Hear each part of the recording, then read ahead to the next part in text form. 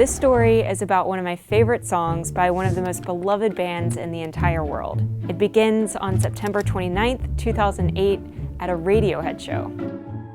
Thom Yorke, Radiohead's frontman, is at the piano, and he's about to play a song called Videotape.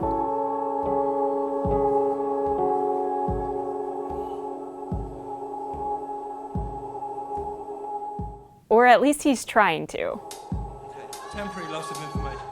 Thom Yorke, perhaps one of the most critically acclaimed musicians of his generation, can't seem to play 4 quarter notes. This tune called Videotape that we got that was just driving me crazy, absolutely crazy. We kind of had an idea, but we just couldn't see it through. You see, the reason for all this is that this song draws its power from a musical illusion.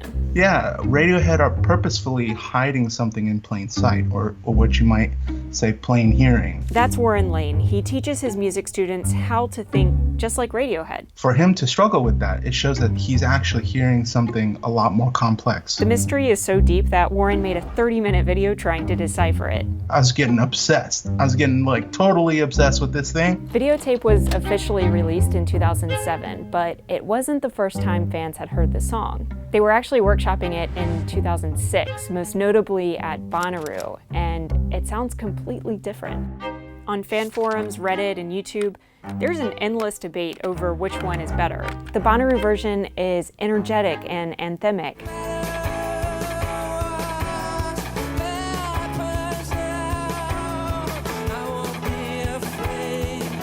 The album version sounds like a funeral march. The 2 versions of the song couldn't sound more different, but they actually share a common musical DNA. And that DNA actually explains Thom's messy start. You see, the piano in Videotape is actually syncopated. So to fully understand what's going on here, you have to know how to count music. The vast majority of contemporary music is written in 4/4 time, which means that there are 4 quarter notes in a measure. The downbeat carries the most amount of stress, and it anchors the rhythm of the song.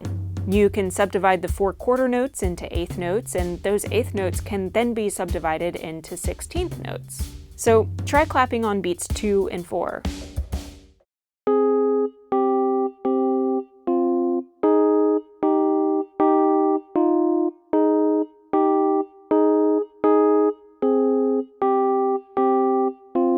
Seems easy, right?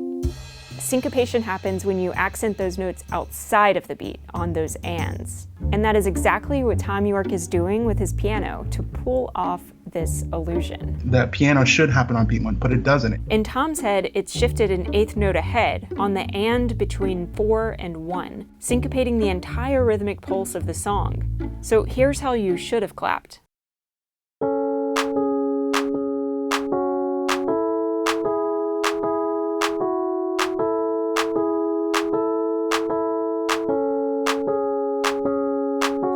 Have I already lost everybody? No one's watching this video anymore. Probably, but let's take a step back. Syncopation is the backbone of a lot of genres of music like Afrobeat, funk, and jazz. It's meant to make music sound loose and fun, and it's really easy to spot in a song.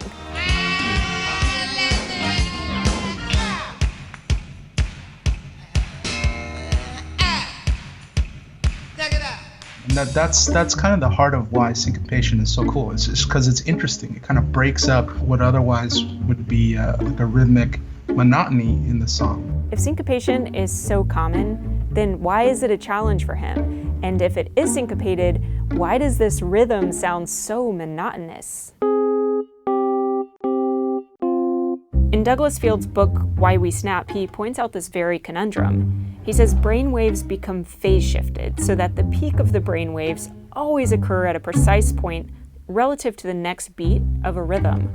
In short, rhythmic sound synchronizes the brain waves of groups of people. So I'm going to do an impression, okay, of what it sounds like to the audience members that don't know that Videotape is in fact syncopated. So they hear the piano, boom, boom, boom, boom. Their head goes 1, 2, 3, 4. Or they clap on the wrong beat.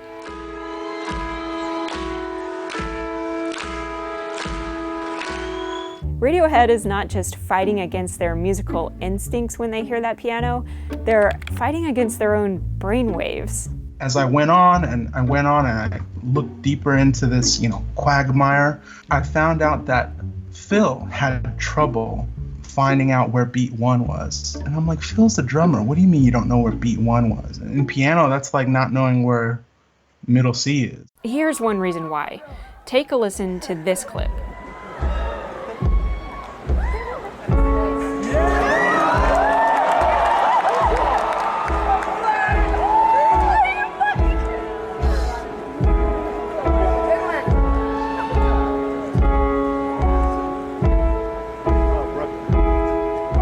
That kick drum, an instrument usually reserved for establishing where the downbeat is, isn't playing on the downbeat, it's playing with the piano. Hearing it as the end of 4 is, especially without anything hitting on the downbeat, that is complex. That requires a really strong sense of internal rhythm and the ability to kind of tune out something else that's, screaming at you, this is the downbeat, and you say, no, that's not the downbeat. That's really the heart of it. Tom's piano, with that kick drum, begins to take on the feeling of the beat. And what gets established is pure deception. That is why Thom Yorke is struggling to play in the 93 Feet East version.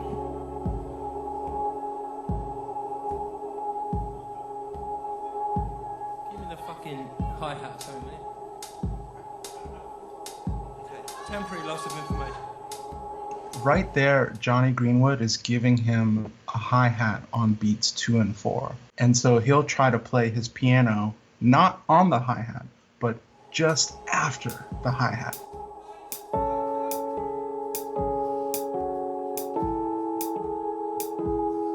You're seeing a picture of a man who is using 100% of his mental energy to try and get something just right. Tom is playing his piano as if he's joining in with something that's actually already playing. And when you look for this, you can actually see it. You can hear a little metronome very faintly at the beginning and end of the song if you turn the volume up.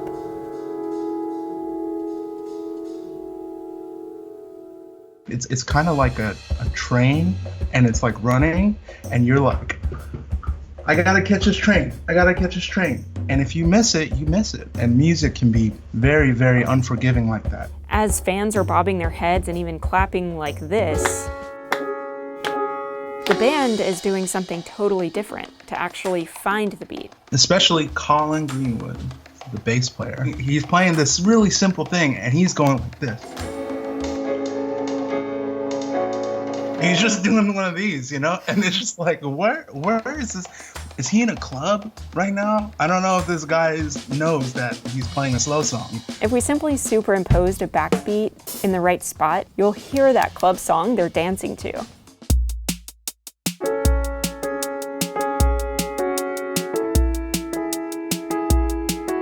The appeal of syncopation is that you can hear it, you can dance to it. It serves as a rhythmic surprise in a song. And that's probably why Radiohead fans love the Bonnaroo version so much. You can hear the syncopation. There's this kind of, just this moment in the song where it just kind of turns from that subdued energy, and it just turns and it becomes frenetic. And that moment I'm referring to is when Phil starts to play a simple backbeat.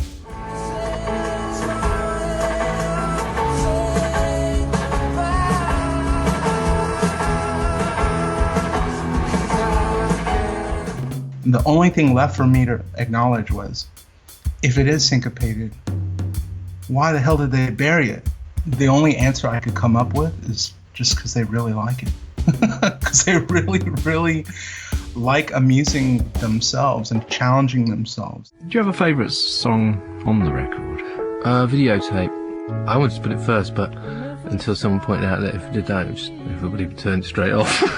Personally speaking, that's my favourite thing we've ever created, because it has this inexpressible substance thing going on behind the specifics of the song. So I'm really, really proud of that. You know how everybody thinks the song is kind of like, the band actually hears it more like dun dun dun It's double the speed. In fact, it's 154.78 BPM. And don't ask me how long it took me to figure that out.